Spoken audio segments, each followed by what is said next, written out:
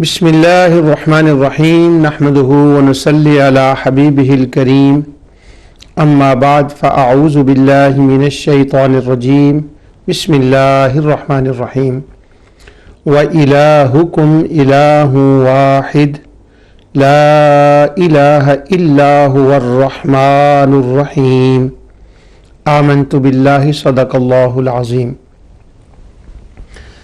ناظرین، پروگرام ازالہ شبہات میں اللہ تعالیٰ کی رحمت، اس کی توفیق اور اس کی عنایت سے آپ کے سامنے مسئلہ توحید اور رد شرک پر گفتگو کر رہا ہوں۔ پچھلے پروگراموں میں نے اللہ تعالیٰ کی رحمت اور اس کی عنایت اور توفیق سے توحید خمسہ پر گفتگو کی اور توحید کے ساتھ جو شرک کا مسئلہ تھا وہ آیات قرآنیہ، احادیث اور مفسرین کے اقوال کے ساتھ شرک کا میں نے رد کیا۔ میں نے کیا رد کیا؟ میں نے وہ قرآن کریم کی آیات آپ کو سنا دی، مفسرین کے اقوال آپ کو سنا دیے۔ اس طرح سے جو توحید خمسہ کا باب تھا وہ ایک ایک پر میں نے اللہ تعالیٰ کی رحمت سے گفتگو کی۔ آج میں اسی توحید خمسہ پر ہی گفتگو کر رہا ہوں۔ ابھی چند پروگراموں کے بعد وہ پروگرام انشاءاللہ توحید کا وہ پارٹ شروع ہونے والا ہے جس میں ہم کہتے ہیں کہ توحید کو مس انڈرسٹینڈ جو کیا گیا، اور حرانی سے لے کر شیخ البانی تک اور ابن باز تک اور موجودہ زمانے تک جو توحید کے مسئلے میں غلط فہمیاں، مسئلہ ہے ربوبیت الوہیت کو جس طرح سے الجھایا گیا اور غلط سمجھا گیا، اس پر انشاءاللہ گفتگو شروع ہونے والی ہے چند پروگراموں کے بعد۔ لیکن میں یہ چاہتا ہوں کہ توحید خمسہ پر میں چند اور پروگرام کروں تاکہ پہلے یہ مسئلہ کلیئر ہو جائے کہ توحید ربانی، قرآنی، رحمانی کیا ہے۔ تو اللہ تعالیٰ نے قرآن کریم میں جب توحید کا بیان فرمایا تو اس میں ہزاروں الفاظ ہیں، جن میں سے ایک لفظ احد ہے۔ اس کا مطلب ہے ایک، وہ تنہا ہے۔ جب وہ فرماتا ہے کہ میں ایک ہوں وَإِلَٰهُكُمْ إِلَٰهٌ وَاحِدٌ،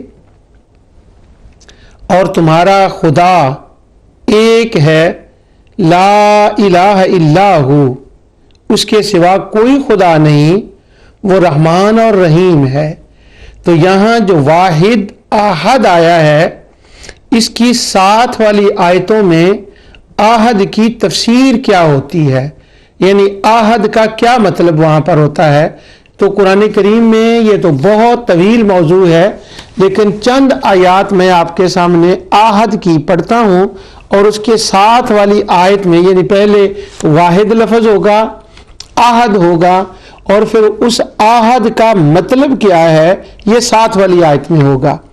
اسی طرح قرآن کریم کے اندر جہاں احد کا مقابل شرک ہے، جہاں جہاں قرآن میں شرک کا لفظ آیا ہے، اس سے بعد والی آیات میں، ما قبل والی آیات میں وہ شرک کا معنی بیان ہوا ہوتا ہے۔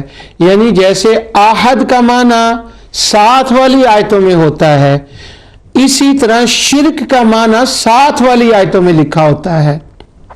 اب یہ نہیں ہے کہ احد کا معنی تو قرآن میں پڑھیں اور شرک احد کا لفظ تو قرآن میں پڑھیں، شرک کا لفظ تو قرآن میں پڑھیں، مگر اس کا معنی تلاش کرنے کے لیے اور دیکھنے کے لیے تقویت الایمان کو دیکھا جائے، کتاب التوحید کو دیکھا جائے، گلشن توحید کو دیکھا جائے، جو توحید پر کتابیں لکھی گئی ہیں ان میں جا کر وہ معنی پڑھا جائے جو لکھنے والوں نے اپنے ذہن سے لکھا ہے۔ تو وہ باندھا توحید کے مسئلے میں تو مس انڈرسٹینڈ ہو گیا۔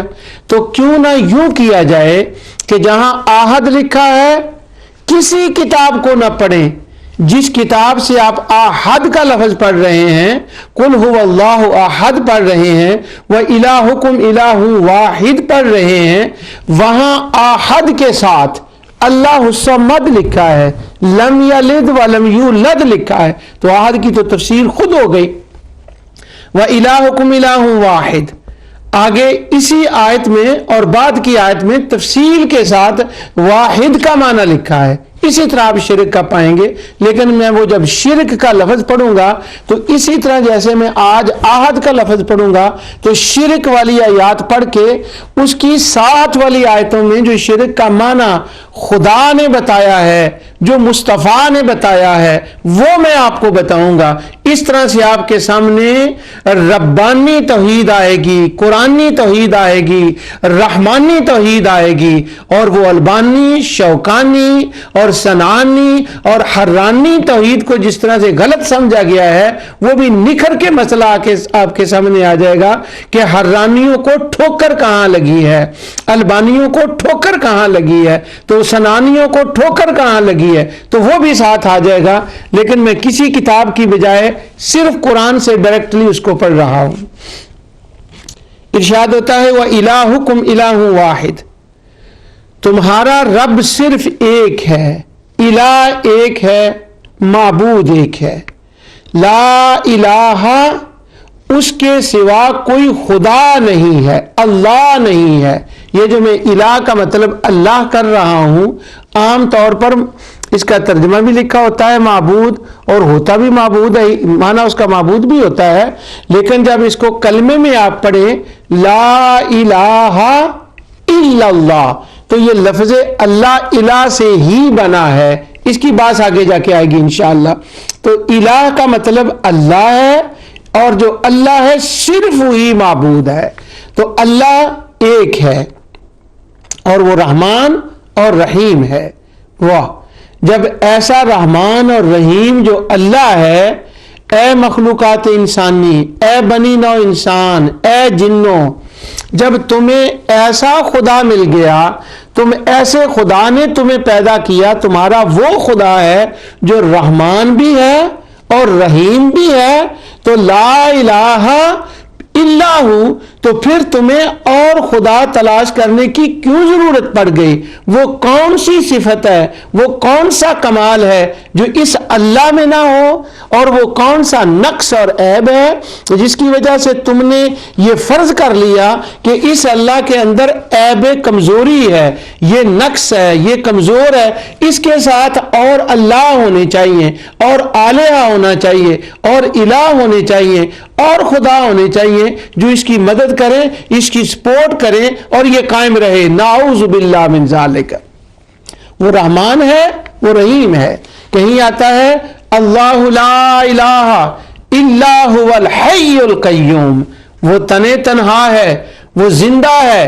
وہ کہتے ہیں نا میرے ہوتے ہوئے یہ کام ہو گیا، میں مر تو نہیں گیا. تو اللہ تعالیٰ فرماتا ہے میں زندہ ہوں، میں ہمیشہ ہوں. جن کو تم خدا مان رہے ہو اس حساب سے وہاں پر تمہارے خیال میں تو وہ مصلوب ہو گیا، جو مصلوب ہو وہ تو خدا نہیں ہوتا. میں زندہ ہوں، مجھے کسی مدد کی ضرورت نہیں، اور میں اپنی ذات سے قائم ہوں، مجھے کسی سپورٹ کی ضرورت نہیں. تو جب آپ لا الہ کو پڑھتے ہیں، واحد کو پڑھتے ہیں، الہ کو پڑھتے ہیں، تو اسی آیت میں اور ساتھ والی آیتوں میں اس کی تشریح ہوتی ہے.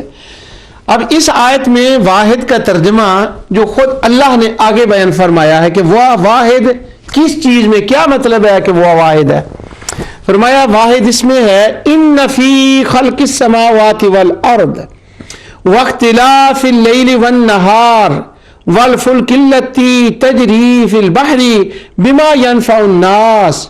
فرمایا وہ تنہا اس میں ہے کہ اس کی ذات میں اس کا کوئی شریک نہیں ہے، نہ بیوی، نہ بچے، نہ اولاد. وہ رحمان ہے اور وہ رحیم ہے. اس نے اپنی رحمت سے کائنات کو تخلیق فرمایا. اور پھر آگے ہے کہ زمین و آسمان کو پیدا کرنے والا صرف وہ واحد ہے.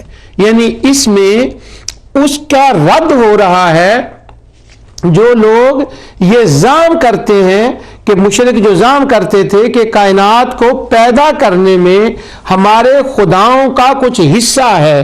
تو واحد سے یہ تشریح ہو گئی کہ تخلیق میں کسی کا کوئی حصہ نہیں ہے. واہ، ان فی خلق السماوات والارض. اور جو لوگ یہ سمجھتے ہیں کہ کائنات کا نظام چلانے میں کسی اور کا حصہ ہے، وہ اگلی آیت میں اس کا رد آ گیا اگلے حصے میں، واختلاف اللیل والنہار، اور یہ جو دن رات کو لاتا ہے اللہ تعالیٰ، یہ وہی لاتا ہے، اس کی گردشیں جو دن رات کی ہیں یہ وہی کر رہا ہے سارا کچھ، اس کے لیے کسی اور خدا کی، کسی اور مددگار کی بالکل کوئی ضرورت نہیں ہے، وہی تنہا کر رہا ہے، یعنی خالق بھی وہ اور مدبر بھی وہ۔ خلق السماوات والارض کے اندر اس کی تخلیق کا بیان ہے، اور واختلاف اللیل والنہار میں اس کی تدبیر کا بیان ہے کہ وہ واحد ہے تخلیق میں، وہ واحد ہے تدبیر میں، یعنی پیدا بھی وہ کرتا ہے، چلاتا بھی وہی ہے۔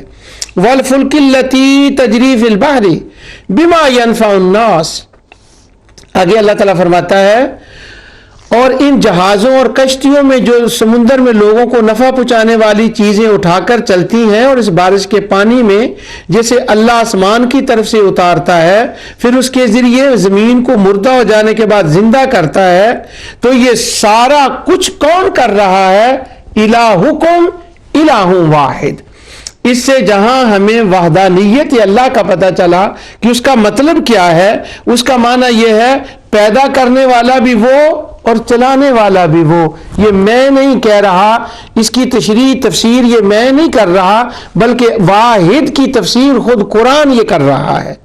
وتصریف الرياح والسحاب المسخر بین السماء والارض، وہ اللہ اس نے زمین کو زندہ کیا اور جس میں اس نے ہر قسم کے جانور پھیلا دیے، اور ہواؤں کے رخ بدلنے میں، اور اس بادل میں جو آسمان اور زمین کے درمیان ہے، یہ سب اس ایک اللہ کے حکم کے پابند ہیں۔ اور اللہ تعالیٰ فرماتا ہے ان فی ذالک لآیات لقوم یعقلون، اس کی وحدانیت کے لیے میرے حبیب نے اتنے دلائل بیان کر دیے ہیں، اب جو عقل کو استعمال کریں، عقل کو ایکٹیو کریں، عقل کو بروئے کار لائیں، ان کو تو سمجھنے میں کوئی غلطی نہیں آئے گی، اور جنہوں نے نہ کرنا ہو وہ تو پاگل کے پاگل رہیں گے، ان کے تو عقل ہوتے ہوئے بھی جاہل رہیں گے۔ تو اللہ تعالیٰ نے وحدانیت کا یہاں جو بیان فرمایا ہے وہ ہے ذات میں واحد، وہ تخلیق میں واحد،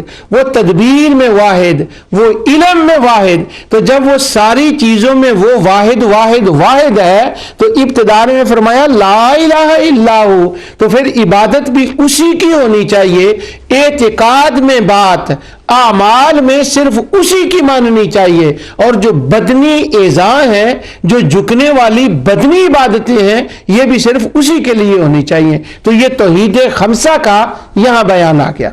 یہاں پر میں آپ کو اس کے بعد واحد کی احد کی اگلی آیت پڑھنے سے پہلے میں ایک دو حوالے آپ کے سامنے یہ رکھ دوں کہ اس آیت کی تفسیر میں مفسرین نے کیا لکھا ہے۔ جو میں عرض کر رہا ہوں نا اللہ تعالیٰ کی رحمت سے، یہ وہی لکھا ہے مفسرین نے، وہ نہیں لکھا جو شیخ حرانی نے کہا ہے، وہ نہیں لکھا جو البانی نے کہا ہے، وہ نہیں لکھا جو صنعانی نے کہا ہے، شوکانی نے کہا، وہ نہیں لکھا۔ وہ کیا کہتے ہیں؟ وہ کہتے ہیں جی کہ مشرکوں نے تو کبھی نہ ذات میں شرک کیا، کسی کو شریک مانا، نہ کسی کو تدبیر میں شریک مانا، نہ علم میں شریک مانا، بس وہ تو صرف پکارنے میں، عبادت میں، وسیلے میں شریک مانتے تھے، اس وجہ سے وہ مشرک ہو گئے۔ اللہ اکبر۔ تو پھر ان آیتوں کے نازل کرنے کا تو کوئی مقصد ہی نہ رہ گیا۔ یہ سورت مدنی ہے، یہاں پر رخ جو ہے وہ ہے مشرکین مکہ کی طرف، جیسے کہ بعد والی آیت سے ہمیں پتہ چلتا ہے۔ اس لیے اللہ تعالیٰ نے اس توحید خمسہ کا بیان فرمایا جس کے وہ مشرک منکر تھے۔ اس کے بعد اگلی آیتوں میں یہاں حلال حرام کے مسئلے ہیں۔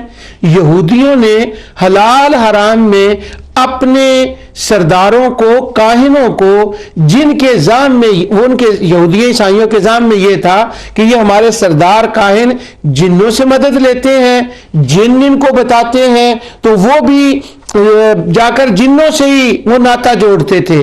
تو ان کا یہ شرک احکام میں تھا، بات ماننے میں تھا۔ تو مدنی صورت کے اندر دونوں کا رگڑا نکالا گیا، مشرکین کا بھی، یہود و نصارہ کا بھی، کہ تمہارا احکام میں شرک غلط ہے اور تمہارا ذات میں شرک غلط ہے۔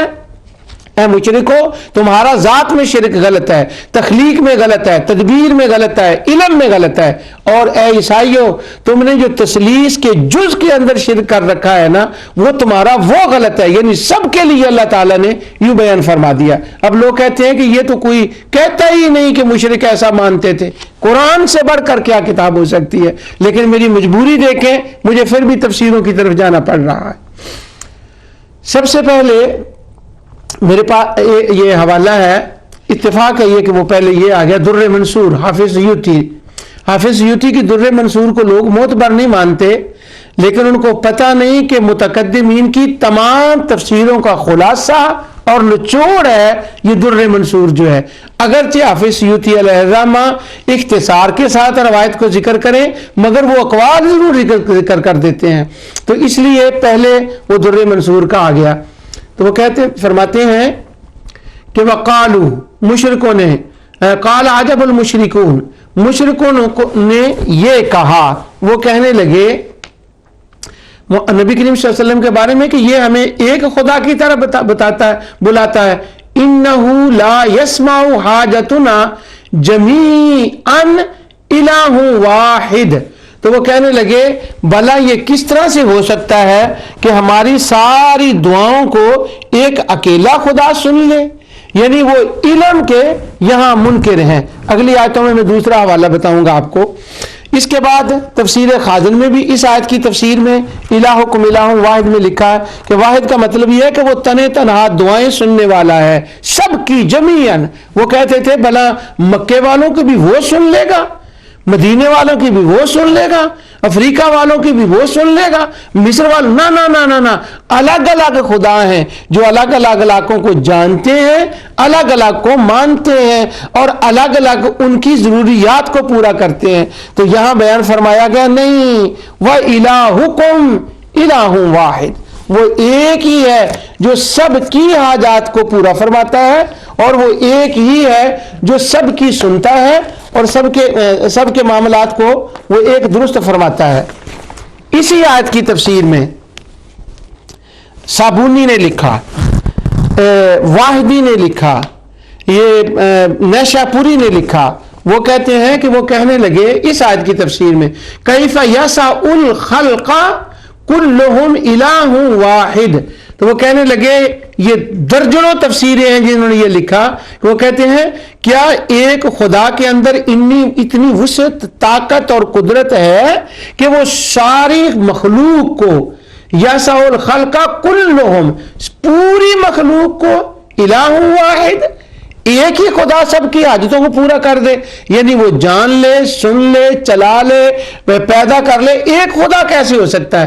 تو فرماتے ہیں اس کے جواب میں یہ آیت نازل ہوئی وَإِلَٰهُكُمْ إِلَٰهٌ وَاحِدٌ لَا إِلَٰهَ إِلَّا هُوَ وَالرَّحْمَٰنُ الرَّحِيمُ ان فی خلق السماوات والارض. اس کے جواب میں ان کو یہ بتایا گیا کہ یہ تمہارا جو زعم ہے نا کہ ایک خدا میں اتنی طاقت ہے، تم اس خدا کو جانتے نہیں. وہ رحمان ہے، وہ رحیم ہے، وہ خالق ہے، وہ مدبر ہے، وہ عالم ہے. ذرا عقل کو تو استعمال کر کے دیکھو، تم نے اس کو قیاس کر لیا ہے اپنی ذات پر یا عام لوگوں پر؟ نہیں، وہ واحد ہے. تو یہاں پر الہکم الہ واحد کا معنی میں نے قرآن کی آیت سے اور تفسیر سے عرض کر دیا آپ کے سامنے. اب اس کا یہ معنی کوئی کرے کہ وَإِلَٰهُكُمْ إِلَٰهٌ واحد، اس کا مطلب ہے وہ ایک ہے، نہ کوئی بغداد والا، نہ کوئی اجمیر والا، نہ کوئی شرق پرشی والا، نہ کوئی نہریاں والا، نہ کوئی پاک پتن والا، نہ کوئی فلانا. وَإِلَٰهُكُمْ إِلَٰهٌ واحد. تو دیکھیں قرآن کے الفاظ میں اور اس کی تفسیر میں کتنی معنوی تعریف کی جا رہی ہے جو قرآن کے سیاق و سباق کے خلاف ہے اور مفسرین کے اقوال کے خلاف ہے. آگے میں بتاؤں گا کہ کن کن مفسرین نے جو ہے اس کے بارے میں یہ کہا. اچھا، اب دوسری آیت میں آپ کے سامنے پڑھتا ہوں جس کے اندر اللہ تعالیٰ نے فرمایا الہکم الہ واحد. یہ سورہ انعام ہے اور اس کی آیت نمبر 19 ہے. اس آیت 19 کے اندر بھی اللہ تعالیٰ نے وہی لفظ واحد فرمایا. پوری آیت میں اس کا میں پڑھتا ہوں آپ کے سامنے.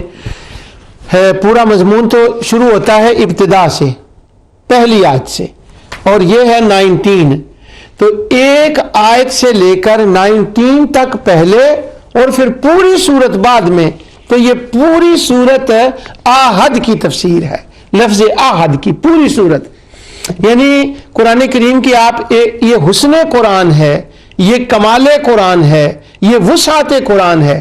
کوئی ایک لفظ آپ قرآن کا لے لیں، اس کو کسی ایک سورت میں پڑھ لیں، اور جب اس لفظ کو آپ وہاں رکھ کے پڑھیں، پھر اس کے بعد پوری سورت کو پڑھیں، پورے قرآن کو پڑھیں، تو یوں لگتا ہے کہ سارا قرآن اس لفظ کی تشریح میں نازل ہوا ہے۔ اب جب میں اگلے بیان کروں گا نا، آج میں آحد بیان کر رہا ہوں، اگلے پروگرام میں حمد کے جاؤں گا، میں سبحان بیان کروں گا، میں اللہ اکبر کا لفظ اکبر کا بیان کروں گا، کبیر کا بیان کروں گا، تو یوں لگے گا کہ جیسے سارا قرآن کبیر کی بات ہی کر رہا ہے، وَهُوَ الْعَلِيُّ الْكَبِيرُ۔ اگر علی کو رکھ لیں تو یوں لگے گا سارا قرآن علی کی بات ہی کر رہا ہے، یعنی وہ بلند ہے، اور اگر عظیم کو رکھیں تو یوں لگے گا جیسے سارا قرآن عظیم کی بات ہی کر رہا ہے۔ کیوں؟ ایک عظیم کو رکھ لیں ایک جگہ پر، پیچھے سے آیتیں پڑھیں، آگے سے پڑھیں، تو وہ عظیم کا معنی وہاں یہ نکلے گا کہ وہ اللہ جو اپنی ذات میں تنہا ہے، وہ اتنا عظمت والا ہے کہ اسے بیوی بچے بنا کر اپنا خاندان بنانے کے بعد پیدا کرنے میں کسی کی مدد کی ضرورت نہیں ہے، دنیا کو چلانے میں مدد کی ضرورت نہیں ہے، دنیا کو جاننے میں مدد کی ضرورت نہیں ہے، تو وہ تنہا اتنی عظمت والا ہے کہ وہ پیدا بھی اکیلا کرتا ہے، چلاتا بھی اکیلا ہے، وہ جانتا بھی اکیلا ہے، سنتا بھی اکیلا ہے۔ میں حیران ہوں کہ قرآن کے اتنے الفاظ اس مسئلے کی تشریح کر رہے ہیں، اور ہمارے دوست بلینز پاؤنڈ اس پر خرچ کر رہے ہیں مشرکوں کی حمایت میں، کہ نہیں، وہ مشرک تو یہ مانتے ہی نہیں تھے کہ اللہ تعالیٰ کی قدرت میں یہ بات نہیں ہے، وہ تو اس کو خالق بھی مانتے تھے، وہ اس کو مدبر بھی مانتے تھے، وہ عالم بھی مانتے تھے، یعنی کیسے زور لگایا جا رہا ہے۔ اب یہ جو میں آپ کو واحد کا ترجمہ بتانے لگا ہوں، سنیے، الحمدللہ الذی، تمام تعریفیں اللہ کے لیے، کس لیے؟ خلق السماوات والارض، اسی نے پیدا کیا ہے زمین کو اور آسمان کو، وجعل الظلمات والنور، اور نور کو بھی اس نے پیدا کیا، ظلمت کو بھی اسی نے، یعنی یہ نہیں کہ لات نے منات نے مل کے ظلمت کو پیدا کیا، اور اصاف اور نیلا نے نور کو پیدا کیا، اور کسی اور نے کسی اور کو پیدا کیا، نہ، تنہا اس نے پیدا کیا ہے۔ ثم الذین کفروا بربہم یعدلون، یہ کافر کتنے برے لوگ ہیں، انہوں نے خدا کے برابر اپنے خدا لا کر کھڑے کر دیے، اور خدا کی ربوبیت کا انکار ہی کر دیا، اس کو تنہا مانا ہی نہیں ہے۔ یہ مضمون شروع ہو رہا ہے، اور پھر اسی مضمون کو آگے اس میں آتا ہے وَهُوَ السَّمِيعُ الْعَلِيمُ وَلَهُ مَا سَكَنَ فِي اللَّيْلِ وَالنَّهَارِ وَهُوَ السَّمِيعُ الْعَلِيمُ، وہ ساری مخلوق جو رات میں اور دن میں آرام کرتی ہے، سکون میں ہے، اپنے اپنے کام میں لگی ہوئی ہے، دن میں رات میں جتنی مخلوق موجود ہے اپنے اپنے کام میں لگی ہے، وَلَهُ، یہ ساری اس کی ہے، اسی کے قبضہ قدرت میں ہے، کسی اور کے نہیں، جیسے مشرکوں کا زعم ہے۔ وَهُوَ السَّمِيعُ الْعَلِيمُ، اور مشرکوں سن لو، تم کہتے ہو کہ وہ کیسے سنیں گا ہماری دعاؤں کو، کیفا یسمع الخلق، کیفا یسمع، کیسے وہ سن لے گا سب کی حاجات کو؟ سنو، وَهُوَ السَّمِيعُ، وہ پوری مخلوق زمین و آسمان کی ان کی اکیلا سنتا ہے، تم کہتے ہو وہ کیسے جان لے گا؟ العلیم، وہ علیم ہے۔ اب آپ نے خلق کا، تدبیر کا، علم کا، یہ ساری باتوں کو جان لیا، اب اس لفظ واحد کو پڑھیے اس آیت کے بعد۔ اللہ تعالیٰ فرماتا ہے قُلْ أَيُّ شَيْءٍ أَكْبَرُ شَهَادَةً قُلِ اللَّهُ شَهِيدٌ بَيْنِي وَبَيْنَكُمْ وَأُوحِيَ إِلَيَّ هَذَا الْقُرْآنُ لِأُنذِرَكُمْ بِهِ وَمَنْ بَلَغَ۔ آپ ان سے دریافت فرمائیے کہ گواہی دینے میں سب سے بڑھ کر کون ہے؟ فرما دیجئے کہ اللہ میرے اور تمہارے درمیان گواہ ہے، اور میری طرف یہ قرآن اس لیے وحی کیا گیا کہ اس کے ذریعے تمہیں اور اس شخص کو، ہر اس شخص کو جس تک یہ قرآن پہنچے، ڈر سناؤں۔ کیا تم واقعی اس بات کی گواہی دیتے ہو کہ اللہ کے سوا دوسرے معبود بھی ہیں؟ ان مع اللہ آلہۃ اخری اینکم لتشہدون ان مع اللہ آلہۃ اخری، تم کہتے ہو کہ کچھ اور خدا بھی ہیں؟ سن لو، قل لا اشہد، تم یہ کہتے ہو کہ اور خدا ہیں، کس مقصد کے لیے؟ پیدا کرنے میں، چلانے میں، سننے میں، جاننے میں، یہ تمہارا زعم ہے۔ مفسرین کے حوالے میں نے آپ کو پڑھ کے سنا دیے، لیکن میرا کیا ہے؟ قل لا اشہد۔ اگر تم یہ کہتے ہو تو اب میں تو اس غلط بات کی گواہی کبھی نہیں دیتا۔ اب میں کس بات کی گواہی دیتا ہوں؟ قل انما، یعنی دونوں جگہ قل ہے، اللہ حضور کو بتا رہا ہے کہ تو یہ بھی کہہ دے، یہ بھی کہہ دے۔ یہ جو کچھ بک رہے ہیں نا، یہ کہہ رہے ہیں کاہنوں کے کہنے پر، یہ کہہ رہے ہیں جنات کے کہنے پر، یہ کہہ رہے ہیں سردار کے کہنے پر کہ اور خدا ہیں۔ تو میرے کہنے پہ کہہ رہا ہے، تو میرے کہنے پہ کہہ رہا ہے کہ قل لا اشہد، میں گواہی نہیں دیتا اس بات کی کہ کوئی اور خدا ہیں جو خدا کے مددگار ہیں یا وہ کام کرتے ہیں۔ میں کیا کہتا ہوں؟ قل انما الہ واحد، واہ، میں تو یہ کہتا ہوں کہ میں تو یہ کہتا ہوں کہ ذات میں بھی وہ تنہا ہے، پیدا کرنے میں بھی وہ تنہا ہے، چلانے میں بھی وہ تنہا ہے، علم میں بھی وہ تنہا ہے۔ تو پھر جب سب کچھ میں وہ ایک تنہا ہے تو پھر میں اسی کی صرف عبادت کیوں نہ کروں؟ قل انما الہ واحد۔ اور آگے فرمایا وَإِنَّنِي بَرِيءٌ مِّمَّا تُشْرِكُونَ، اور سن لو میں ان سب چیزوں سے بیزار ہوں جنہیں تم اللہ کا شریک ٹھہراتے ہو، یعنی جن کو تم نے اللہ کا شریک بنایا ہے اس کی وحدانیت میں۔ کس بات کی وحدانیت؟ کہاں؟ کس چیز میں شریک؟ جو میں پیچھے کہہ آیا ہوں، توحید خمسہ میں میں ان کا انکار کرتا ہوں اور میں ان سے بیزار ہوں، میرا تو ان سے تعلق ہی کوئی نہیں۔ کن سے؟ بریء مما تشرکون، ان سے جن کو تم نے شریک بنایا ہے۔ تھوڑی سی باریک بات عرض کرنے لگا ہوں، ان کو جن کو تم نے شریک بنایا ہے۔ اب ہمارے خوارج دوستوں کے اعتبار سے، خواہ وہ اے ہوں یا وہ بی ہوں یا وہ سی ہوں، تینوں اس بات پر متفق ہیں کہ انہوں نے اللہ کا شریک بنایا تھا، اللہ کے نیک بندوں کو، جو صالح بندے تھے ان کو شریک بنایا ہے۔ ہم اللہ تعالیٰ کی رحمت، توفیق، عنایت سے کہتے ہیں کہ انہوں نے اللہ کے نیک بندوں کو شریک نہیں بنایا تھا، انہوں نے اپنے ذہن میں یہ گڑھ لیا تھا کہ چاند ستاروں، چاند تاروں، سورج کے پیچھے خدا کی بیٹیاں ہیں، یہ ان کا حسن چمک رہا ہے اور یہ چاند تارے خدا کے شریک ہیں، اس کی اولاد ہیں۔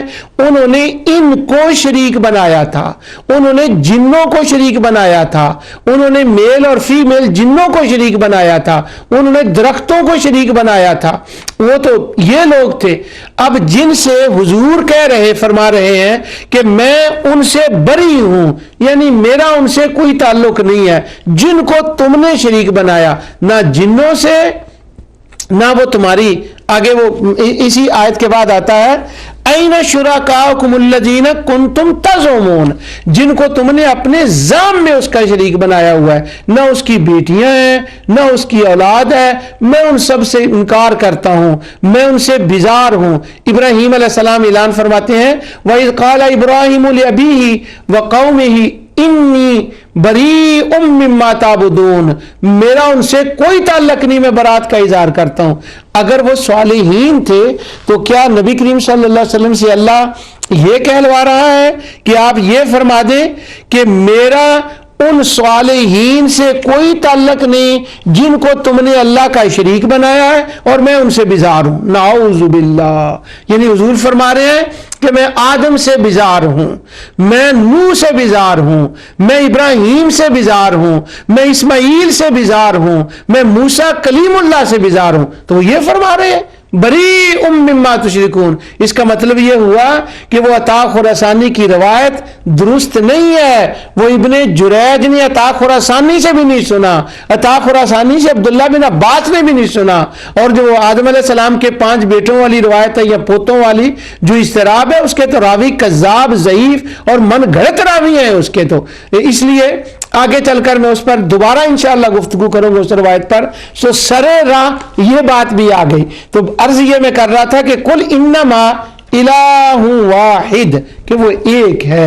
تو توحید خمسہ ایک آہد کے اندر جو ہے اس کو اللہ تعالیٰ نے بیان فرمایا. قرآن کریم کے اندر اس آیت کو آپ بار بار پڑھیں، جہاں بھی یہ آیت آئے گی ہر جگہ آپ کو توحید خمسہ اس کی اگلی پچھلی آیتوں میں نظر آتی ہے. سورہ اعراف سیدنا ہود علیہ السلام و الی عاد اخاہم ہودا 65 سے یہ مضمون شروع ہوتا ہے، اور وہ فرماتے ہیں کہ میں تمہیں اے میری قوم کہتا ہوں صرف اللہ کی عبادت کرو، اس کے سوا کسی کی عبادت نہ کرو. یہ عبادت کے لفظ پر میں نے پچھلے پروگرام میں بتا دیا تھا، ابھی آگے بھی بتاؤں گا، سارے خلاصے میں کھولوں گا. لوگ عبادت کا معنی کرتے ہیں یا رسول اللہ کہنا، اللہ اکبر، صرف یا رسول اللہ کہنا عبادت، یا شیخ عبد القادر جیلانی کہنا یہ عبادت. تو حود علیہ السلام لوگوں کو روک رہے ہیں کہ نہ یا رسول اللہ کہو اور نہ یا عبد القادر جیلانی کہو یا اسماعیل کہو. یہ وہ اس لیے روک رہے ہیں ان لوگوں کو کہ یہ نہ کریں. اس کا معنی یہ کرتے ہیں. عبادت کا معنی یہ ہے کہ ان کاہنوں کی یہ بات مان کر اللہ کے بارے میں یہ شرکیہ عقائد نہ رکھو. اس کو کہتے ہیں اعتقادی عبادت، اس کو کہتے ہیں طاعت، اس کو کہتے ہیں اطاعت. اس کے اوپر میں نے آیتیں تلاوت کر دی تھی. یعنی یہ کفریہ عقائد ان سے سن کر ان کی اطاعت نہ کرو. تو کس کی اطاعت کرو؟ من یطیع الرسول فقد اطاع اللہ.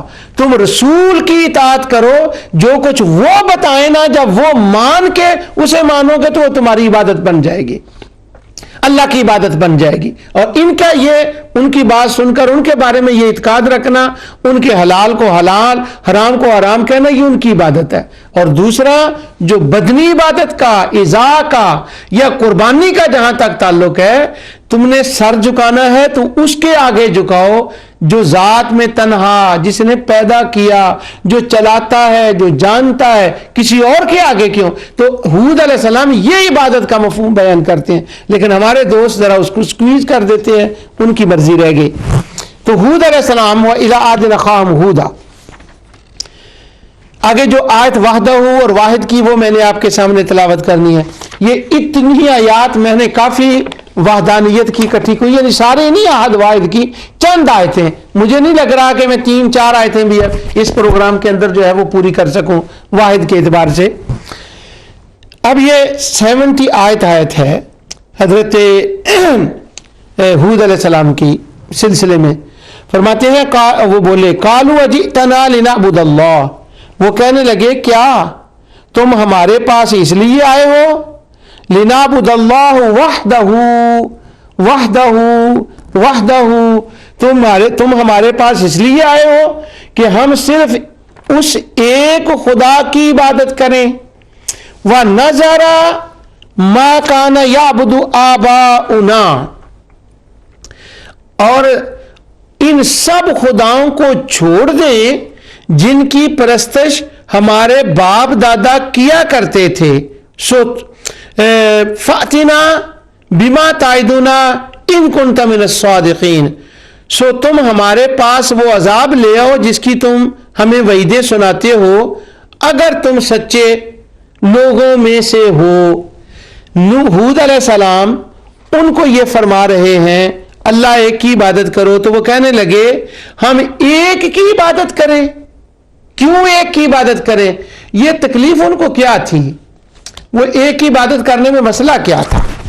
مسئلہ یہ تھا، یہ تفسیر جو ہے نا میں کسی ابو بکر الجزائری سے میں بتاتا ہوں آپ کو، زیادہ اچھا بندہ ہے، لوگ اس کو زیادہ مانتے ہیں، ابو بکر الجزائری۔ وہ کہتے ہیں انہوں نے کہا کہ اللہ کو ایک مانو، رسول نے کہا قولوا لا الہ الا اللہ، ایک اللہ کی عبادت کرو، فنفروا من ذلک وقاموا، انہوں نے تو منہ چڑھا لیا، کہنے لگے ایک اللہ کی، باقیوں کو سب چھوڑ دیں، یہ کیسے ہو سکتا ہے؟ وہ کھڑے ہو گئے غصے میں، لال پیلے ہو گئے۔ ابو بکر الجزائری کہتے ہیں کہ وقالوا، اور کہنے لگے اجا الالہۃ الہ واحدہ، اتنے خداؤں کو چھوڑ کر ایک خدا وحدہ کی عبادت کریں، ایک کی کیسے؟ کیف یسع الخلق کلہم الہ واحد، وہ کہنے لگے ایک خدا میں یہ طاقت نہیں ہو سکتی کہ وہ ساری مخلوق کی حاجتوں کو پورا کرے، اس لیے اپنی حاجتوں کو پورا کرانے کے لیے الگ الگ خداؤں کی عبادتیں کرنی پڑتی ہیں، الگ الگ خداؤں کو ماننا پڑتا ہے، ان کو الہ ماننا پڑتا ہے، ان کو خدا ماننا پڑتا ہے، خالق اور مدبر ماننا پڑتا ہے، نافع اور دار ماننا پڑتا ہے۔ ہود تو نے یہ کیا کر دیا کہ اتنے خداؤں سے ہمیں ہٹا کر تو کہتا ہے اجئتنا لنعبد اللہ وحدہ، سب کو چھوڑ دیں اور ایک کو مان لیں۔ جب ایک کی عبادت کریں، بات بھی اس کی مانیں، جھکیں بھی صرف ایک کے آگے، تو یہ باقی کی حاجات اور باقی کے معاملات جو ہیں یہ ہمارے کون پورے کرے گا؟ یہ کس طرح سے بات ہوگی؟ تو اس لیے انہوں نے حضرت ہود علیہ السلام کی بات کو ماننے سے انکار کر دیا کہ اللہ ایک نہیں، کیونکہ وہ یہ کہتے تھے کہ ایک تنہا خدا، نہ خدا کائنات کو بنا سکتا ہے، نہ چلا سکتا ہے، نہ وہ سب کی دعاؤں کو سن سکتا ہے۔ مذاق کرتے حضور سے، اللہ اکبر۔ جب وہ حضور واحد کی آیتیں پڑھتے، انبیاء نے جو واحد کا لفظ کیا وہ فرماتے، تو وہ دیکھیں حضور کہ وہ کیسے مذاق کرتے۔ وسادسھا ما ذکرہ ابن عباس، حضرت ابن عباس کہتے ہیں کہ وہ کافروں نے یہ کہا یا محمد کیف یسمع ربک دعاؤنا، کیسے وہ ہماری دعاؤں کو سن لے گا؟ تو وہ کہتے ہیں کیف یسمع ربنا دعاءنا، کیسے وہ ہماری دعاؤں کو سنے گا؟ وانت تزعم ان بیننا وبین السماء میسرۃ 500 عام وان غلظ كل سماء مثل ذلك فنزلت هذه الآية انما الہکم الہ واحد۔ کہنے لگے حضور کو، یعنی جیسے کسی کو بندہ سمجھاتا ہے، کہنے لگے محمد ہماری بات سن، صلی اللہ علیہ وسلم ذرا بات سن، ایک طرف تو یہ بات ہے کہ تم اس سے ایگری کرتے ہو، اتفاق کرتے ہو کہ ایک آسمان سے لے کر دوسرے آسمان کے درمیان 500 سال کا راستہ ہے، اور پھر ہر آسمان کی اتنی موٹائی ہے، تو جب اتنی موٹائی ہو تو ٹوٹل 1000 سال بن گیا، ایک آسمان 1000 سال، پھر دوسرا آسمان 1000 سال، تو 14-15 ہزار سال کی مسافت کے اوپر رہنے والا خدا وہ اکیلا دنیا کو کنٹرول بھی کر لے اور سب کی آواز سن لے، حاجات کو بھی سن لے، وہ زمین و آسمان کے نظام کو بھی چلا لے، فکیف، یہ تو کیسی باتیں کر رہا ہے؟ اور حضور اس کے جواب میں کہتے ہیں وَإِلَٰهُكُمْ إِلَٰهٌ وَاحِدٌ لَا إِلَٰهَ إِلَّا هُوَ الرَّحْمَٰنُ الرَّحِيمُ۔ وہ ظالموں، تم نے میرے رب کو جانا نہیں ہے، تم نے اسے پہچانا نہیں ہے، وہ رحمان ہے، وہ رحیم ہے، وہ علی کل شیء قدیر ہے، وہ السمیع العلیم ہے۔ حضور ان کو اپنے رب کی حمدیں سنا رہے ہیں قرآن کے ذریعے سے، اور قرآن کہتا ہے کل، اے میرے حبیب میں تجھے پڑھا رہا ہوں، میں تجھے بتا رہا ہوں، ان کو بتا میری عظمتیں، اللہ کی عظمتیں، سرکار دو عالم صلی اللہ علیہ وسلم ان کو بتا رہے ہیں، اور وہ آگے سے کہہ رہے ہیں یہ کیسے ہو سکتا ہے؟ اور میں صدقے جاؤں اپنے اے دوستوں کے، اے خوارج سے، بی سے، سی سے، وہ کہتے ہیں نا نا نا نا، مشرکوں کے بارے میں کوئی غلط جملہ نہ کہنا، وہ تو بڑے اچھے لوگ تھے، وہ تو ایسے تھے کہ اللہ تعالیٰ کی ذات کے بارے میں ان کا ایسا کوئی غلط عقیدہ نہیں تھا۔ اس پر میں جب وہ آؤں گا نا انشاءاللہ اللہ تعالیٰ کی رحمت سے آپ کے سامنے وہ لَيَقُولُنَّ اللہ کی بات لے کر، اس وقت میں وہ زیادہ حوالے پڑھوں گا۔ ابھی میں گزارا کر رہا ہوں حافظ صلاح الدین یوسف کے تفسیر پر، لائن لگاؤں گا میں حوالوں کی انشاءاللہ کہ ہمارے دوست کتنا پیسہ خرچ کرتے ہیں اور کتنا دفاع کرتے ہیں مشرکین کا، اور کتنی تحسین کرتے ہیں ان کی۔ ایک تحسین سنیے اور ذرا پھر قرآن کو سنیے اس کے بعد۔ کہتے ہیں توحید ربوبیت کا مطلب یہ ہے اس کائنات کا پیدا کرنے والا، اس کائنات کو چلانے والا۔ یہ توحید تمام مشرکین مانتے تھے اور آج کے مشرکین بھی اس توحید کو مانتے ہیں۔ فرق صرف یہ ہے اس زمانے کے مشرکین بھی وسیلوں سے دعا کرتے تھے، آج کے مشرکین بھی وسیلوں سے دعا کرتے ہیں۔ اس لیے اللہ نے ایاک نعبد کو نازل فرمایا کہ وسیلوں سے دعا کرنی چھوڑ دو تو تم توحید میں آ جاؤ گے اور تمہارا شرک ختم ہو جائے گا۔ لا الہ الا اللہ محمد رسول اللہ۔ یہ دیکھیں میں قرآن آپ کو کیا پڑھ کے بتا رہا ہوں، اور ہمارے دوست جو ہیں وہ اس کے بارے میں کیا کیا باتیں کر رہے ہیں۔ اللہ اکبر۔ اچھا آگے یہاں ایک آیت ہے، اس کے بعد میں آگے پڑھتا ہوں آپ کے سامنے۔ اللہ تعالیٰ نے فرمایا، یہ سورہ بنی اسرائیل ہے اور اس کے اندر بہت سے جو ہے نا مضامین ہیں اس سورت کے اندر، اور وہ ہیں سارے ایک ہی بات کے گرد گھومتے کہ آقا دو جہاں صلی اللہ علیہ وسلم، یہ بنی اسرائیل کا میں تھوڑا سا خلاصہ بتانے لگا ہوں کہ آقا دو جہاں صلی اللہ علیہ وسلم تمہیں میری وحدانیت کا جو پیغام دے رہے ہیں نا، اور تم نے میرے شریک بنا رکھے ہیں، سن لو۔ انہوں نے جانا بھی ہے کہ میرا کوئی شریک نہیں ہے، اور میں نے آسمان پر بلا کر اور زمینوں کی سیر کرائی، مشارق و مغارب کو دکھایا، یہ اوپر آ کر دیکھ گئے ہیں سارا کہ میری نہ بیوی ہے، نہ میری اولاد ہے، نہ میرا کوئی مددگار پیدا کرنے میں ہے، اور نہ میں کسی سے ان اویئر ہوں، اور نہ چلانے میں کوئی میرا مددگار ہے۔ جو کچھ یہ کہہ رہے ہیں نا، یہ سورہ بنی اسرائیل کا خلاصہ میں سکین کر رہا ہوں اس کو، یہ سارا دیکھ کے گئے ہیں۔ لِنُرِيَهُ مِنْ آیَاتِنَا، میری قدرتوں کو، میری طاقتوں کو انہوں نے اپنی آنکھوں سے دیکھا ہے۔ بلکہ اگر ان گروہ علماء صحابہ کی میں بات کو لوں تو انہوں نے تو مخلوق کو دیکھا، مجھے بھی دیکھا، تو یہ تو سارا دیکھ کے تمہیں بتا رہے ہیں۔ وہ کیا بتا رہے ہیں؟ سنیے قرآن کی آیت، وہ بتا یہ رہے ہیں ذالک مما اوحی الیک ربک من الحکمہ، یہ حکمت اور دانائی کی ان باتوں میں سے ہے جو اللہ تعالیٰ نے تمہاری طرف وحی کی ہے۔ وہ دانائی اور حکمت کی باتیں جو وحی کی تھی، فَأَوْحَى إِلَىٰ رَبِّ، جو اللہ تعالیٰ نے فَأَوْحَى إِلَىٰ عَبْدِهِ مَا أَوْحَى، استغفر اللہ، فَأَوْحَى إِلَىٰ عَبْدِهِ مَا أَوْحَى، وہ جو وحی کی گئی وہ حکمت کی باتیں تھیں، پتہ نہیں کیا کیا تھا، لیکن جو مخلوقات کے لیے جن کی ضرورت تھی وہ یہ تھی۔ وَلَا تَجْعَلْ مَعَ اللَّهِ إِلَٰهًا آخرا فَتُلْقَىٰ فِي جَهَنَّمَ مَلُومًا مَدْحُورًا۔ لوگوں سن لو، یہ دنائی کی بات، حکمت کی بات میں تمہیں بتا رہا ہوں، اللہ تعالیٰ کے سوا کوئی اور خدا نہیں ہے، نہ ذات میں، نہ تخلیق میں، نہ تدبیر میں، نہ علم میں، صرف وہی عبادت کا مستحق ہے۔ یہ حکمت کی بات۔ اور پھر آگے اللہ تعالیٰ حضور کو بتا رہا ہے کہ ان کو مثال دے کے ذرا سمجھا۔ واہ کیا بات ہے!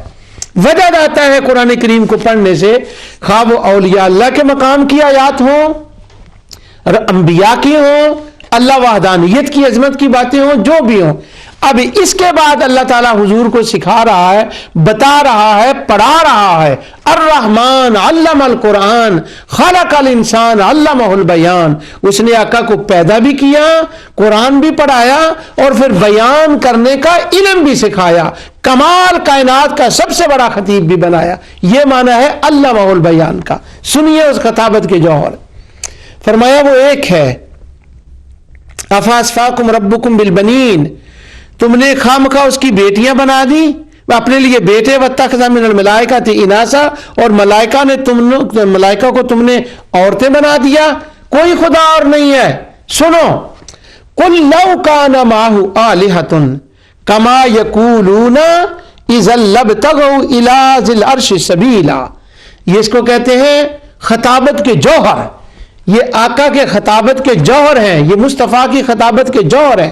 پہلے تو یہ فرمایا نا، مجھے دکھایا بھی ہے ابتدا میں صورت میں، لنریہ من آیاتنا، مجھے بتایا بھی ہے۔ کیا بتایا؟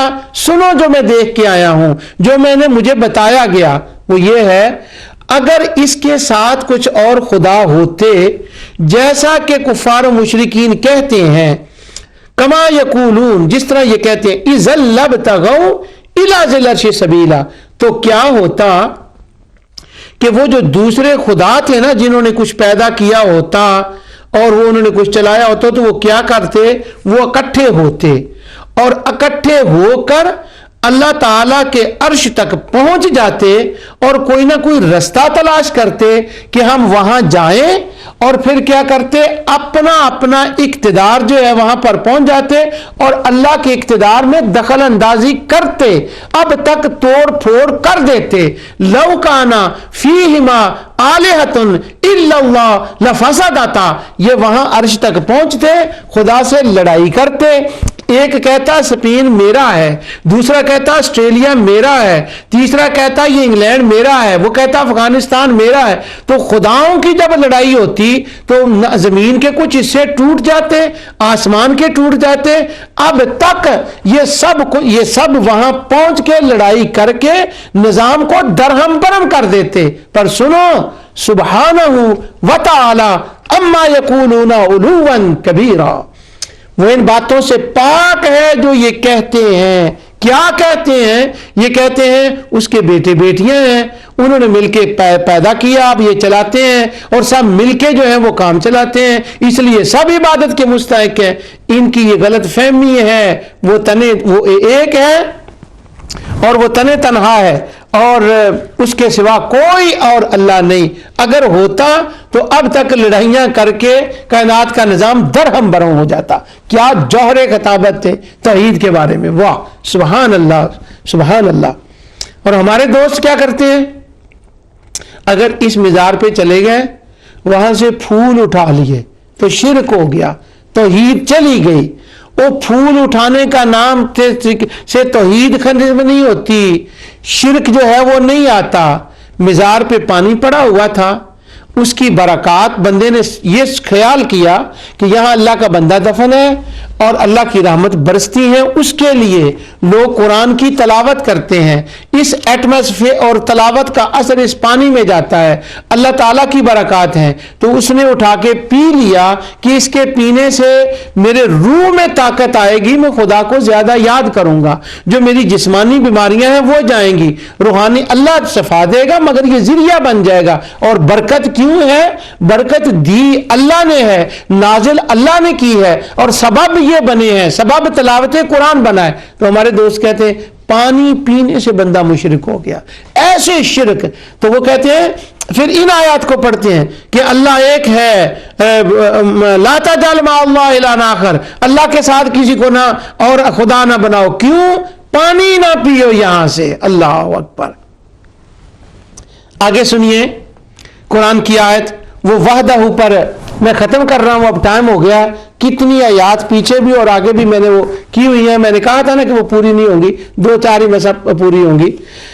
اب وہ اس کی 46 سورہ اس کی بنی اسرائیل کی، اللہ تعالیٰ فرماتا ہے وَإِذَا قَرَأْتَ الْقُرْآنَ جَعَلْنَا بَيْنَكَ وَبَيْنَ الَّذِينَ لَا يُؤْمِنُونَ بِالْآخِرَةِ حِجَابًا مَسْتُورًا، اور جب آپ قرآن پڑھتے ہیں ہم آپ کے اور ان لوگوں کے درمیان جو آخرت پر ایمان نہیں رکھتے ایک پوشیدہ پردہ حائل کر دیتے ہیں، یعنی جن کا خاتمہ ہی کفر پر ہونا ہے نا، اب آخری سٹیج ہوگی، انہوں نے جہنم میں جانا ہی جانا ہے، وہ آخری سٹیج میں جا کر، پہلے دن کی یہ بات نہیں ہو رہی۔ وَجَعَلْنَا عَلَىٰ قُلُوبِهِمْ أَكِنَّةً أَن يَفْقَهُوهُ وَفِي آذَانِهِمْ وَقْرًا، اور ہم نے ان کے دلوں پر بھی پردے ڈال دیتے ہیں تاکہ وہ اسے سمجھ نہ سکیں، اور ان کے کانوں میں بھی بوجھ پیدا کر دیتے ہیں تاکہ اسے سن نہ سکیں۔ یعنی کب؟ جب وہ وقت آیا، یہ ذرا ہجرت سے پہلے کی صورت ہے، یہ سورہ بنی اسرائیل 50 نمبر ہے اس کا نزول کے اعتبار سے۔ اس وقت تک جو مشرک تھے جن کو اتنا قرآن سنایا، 13 سال سنایا، 12 سال سنایا، اب ان کے مرنے کا وقت آ گیا، تو اب یہ ان کی بات ہو رہی ہے کہ انہوں نے نہیں سنا، اب ان کا فیصلہ ہونے والا ہے، ہم نے پردہ حائل کر دیا، اب انہوں نے جہنم میں جانا ہے۔ ہر مشرک، ہر کافر کی یہاں بات نہیں ہو رہی، کیونکہ اگر ہر ایک کے پردہ ہوتا اور دل پہ مہر ہوتی تو بعد میں وہ سارا مکہ جو مسلمان ہوا وہ کیسے ہو گیا تھا؟ یہ ایک باریک سوال کا میں ساتھ ساتھ جواب دے رہا ہوں۔ اللہ تعالیٰ فرماتا ہے وَإِذَا ذَكَرْتَ رَبَّكَ فِي الْقُرْآنِ وَحْدَهُ وَلَّوْا عَلَىٰ أَدْبَارِهِمْ نُفُورًا، جب آپ قرآن میں وہ آیات پڑھتے ہیں جن میں واحد، آحد، علی، عظیم، لا الہ الا ہو، وہ وحدانیت کی آیتوں کی قرآن کی تلاوت کر کے بتاتے ہیں، تو ان میں ان کے خدا کا اس میں نام نہیں ہوتا، تو پھر کیا؟ وَلَّوْا عَلَىٰ أَدْبَارِهِمْ نُفُورًا، تو وہ نفرت کرتے ہوئے پیٹھ پھیر کر بھاگ کھڑے ہوتے ہیں، یعنی ایک خدا کا نام سننا انہیں گوارا نہیں تھا۔ تو یہ میں نے اللہ تعالیٰ کی رحمت سے لفظ آہد کے اوپر یہ بتایا ہے کہ قرآن میں جہاں واحد آہد آئے اس کے اگلی پچھلی آیتوں کو پڑھیں تو آپ کو یہ نظر آئے گا کہ اللہ اپنی ذات میں ایک ہے، وہ پیدا کرنے میں ایک ہے، وہ چلانے میں ایک ہے، وہ جاننے میں ایک ہے۔ جب سارے کمالات اس میں ہیں تو پھر عبادت کے لائق بھی وہی ہے کہ اس کی بات مانی جائے اور اس کے آگے جھکا جائے۔ جو کچھ میں نے کہا اللہ اسے قبول فرمائے۔ وما علیہ الا